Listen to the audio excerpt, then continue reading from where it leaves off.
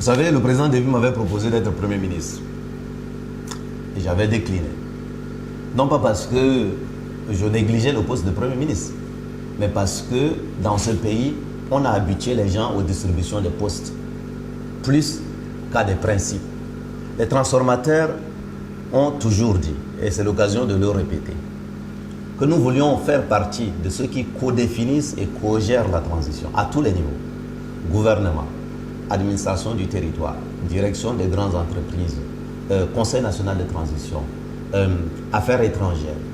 L'ensemble de ces sujets-là, nous avons des compétences prêtes à faire partie des équipes consensuelles, non pas choisies par un petit groupe de militaires, mais choisies par les Tchadiens dans un consensus. Nous avions toujours dit que nous souhaitons que le dialogue ait lieu, parce qu'à partir du dialogue, les principes directeurs d'une vraie transition vont être définis. Nous avons toujours dit d'ailleurs que ce qui se passe jusqu'à aujourd'hui, ce n'est même pas de la transition, c'est de la pré-transition, avec des équipes autodésignées de manière unilatérale, par un groupe, en l'occurrence par une personne qui les a nommés par décret. Ça, ce n'est pas le choix du peuple. Par contre, si nous allons à un dialogue, au sortir du dialogue, on doit pouvoir mettre sur pied des équipes dans lesquelles les Tchadiens, toutes les compétences et donc les transformateurs aussi, doivent pouvoir prendre leur place à tous les niveaux de responsabilité possibles. Mais les règles doivent pouvoir être claires pour dire aux uns et aux autres qui est apte à s'occuper de quelle responsabilité. Certains vont choisir de co-gérer la transition pour arriver à des élections. D'autres vont se préserver pour être candidats aux élections qui suivront. Mais nous devons d'abord définir les règles. C'est parce que les règles et donc les principes n'ont pas été clairement définis que les transformateurs, fidèles à ce que le peuple attend, n'ont pas voulu se précipiter pour choisir des postes.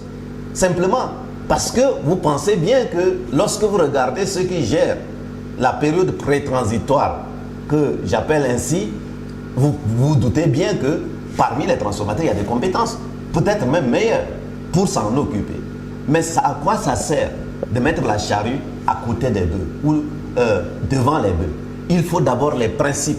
Une fois que les principes sont clairs, qui peut être juge, qui peut être parti, qui peut être arbitre, qui peut être joueur, à ce moment-là, nous, les transformateurs, mais à côté des transformateurs, les forces vives alliées aux transformateurs, nous sommes capables de dire aux Tchadiens, voilà les compétences que nous mettons à la disposition de la nation pour servir la période de transition, voilà les compétences que nous réservons pour la suite.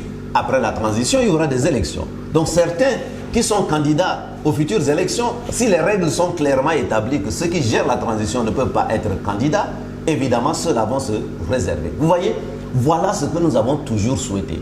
Au lieu de regarder cela, les gens ont voulu faire passer les transformateurs et les forces vives qui les accompagnent comme des gens qui ne veulent pas co-gérer ou participer. C'est exactement un mensonge qui a été répété à longueur de temps. Donc c'est bien qu'à travers votre micro, je répète cela pour que les uns et les autres sachent.